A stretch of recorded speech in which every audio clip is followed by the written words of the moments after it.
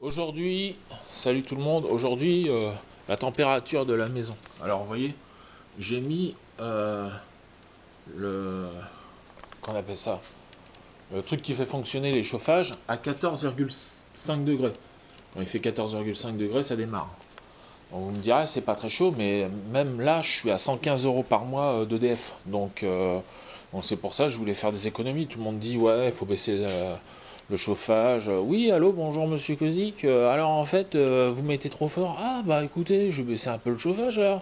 Bah, je le mets à 4, je suis à 14,5, je trouve que c'est pas beaucoup. Ah ouais, non, mais vous comprenez, c'est beaucoup trop, il faut baisser votre chauffage. L'année prochaine, il faudra que vous le mettiez à 12. Et encore 12, c'est parce que je suis gentil, parce que je suis un gentil DFiste, donc je le mets qu'à 12. Non, non, 14, 5, c'est pas beaucoup déjà. Donc moi je trouve que 14,5 c'est pas beaucoup déjà, donc je pense pas que l'année prochaine je mettrai moins fort, mais bon, pourquoi pas. Et là, on est dans la véranda, parce que ici vous avez pu voir, j'ai une véranda, et là, dans la véranda, actuellement, il fait 19 degrés. Il fait 19 degrés actuellement dans la véranda. On est en début février 2025. Et puis comme vous pouvez voir, il y a un putain de soleil dehors. Il y a zéro nuage à l'horizon.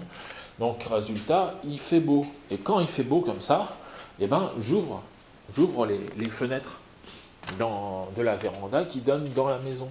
Comme ça réchauffe dans la maison. Mais ça réchauffe pas beaucoup. Quand il fait 21, vous avez vu, quand il fait 19 là-bas, comme vous avez vu, il fait 14,6 ici. Et puis comme tout à l'heure, je vais à mon cours de patois normand pour prêcher l'océ d'avec les amants au cours de l'océ. Et ben à Caen, hein, donc il faut y aller à Caen, hein, il faut 1h10, 1h15 pour y aller. Et ben résultat, je serai obligé de fermer les volets, les fenêtres je veux dire. Et donc ça va redescendre. 14,6. 14,6, ça veut dire que les chauffages sont arrêtés. Et donc, ça veut dire qu'à partir de là, je ne paye plus EDF. Donc là, vous voyez, ils sont froids, les chauffages. Les chauffe-eau, je veux dire. Ils sont froids. Donc, euh, donc, euh, donc résultat, c'est très bien. Donc, résultat, quand je suis là toute la journée et qu'il fait chaud dehors, enfin, qu'il fait chaud dans la véranda, bah, je laisse tout ouvert. Comme ça, je dépense plus d'électricité. En bas. En haut, je mets pas d'électricité. Je mets pas le chauffage. Dans la chambre, là-haut, je mets uniquement le chauffage le soir pour pas avoir froid. Tiens, il va falloir que je... Ah bah tiens, ça a réchauffé un petit peu encore entre temps là, 14,7. Donc, euh, donc voilà, donc ça va se réchauffer un petit peu. Je pars dans 3 quarts d'heure à Lemay. Donc ça va peut-être réchauffer jusqu'à 14,8, 14,9. Hier il faisait 15, il faisait 15,5 dans la maison. Ce qui fait que lorsque j'ai fermé les volets, je suis allé me coucher, il faisait 15,3 à peu près. Ce qui fait que toute la nuit, eh ben, comme il n'a pas fait froid, enfin si, il a fait froid cette nuit, mais comme les murs étaient chauds, eh ben, j'ai pas dépensé trop d'énergie cette nuit. Et en arrivant ce matin, les chauffages étaient chauds, mais il a dû commencer à faire froid vers les 3-4 heures du matin. Donc ça fait faire des économies d'EDF. C'est des bouts de chandelle comme d'habitude, mais bon, bah on est obligé, on peut plus faire autrement quoi. Les gens, c'est ce qu'ils ont voulu, hein. Ils ont revoté Macron à 60%, ça veut dire qu'ils sont d'accord avec la politique de Macron et ils sont d'accord avec le fait que tout a augmenté énormément sous sa présidence. C'est normal, sinon les gens ils n'auraient pas voté pour lui s'ils n'étaient pas d'accord avec lui. Moi j'ai pas voté pour lui parce que j'étais pas d'accord avec lui. Mais on peut pas dire à 60 millions de personnes, écoutez, vous devez pas voter pour un gars parce qu'il fait des conneries. Non, non, c'est aux gens à prendre leurs propres responsabilités. Il est midi, et nous sommes le 2. Ouais, parce que là, il y a une petite aiguille qui indique les jours en dessus. Pratique ça. Par contre, là-haut, c'est cassé. C'est cassé parce que pour le rentrer dans l'armoire, mes aïeux ont dû casser une partie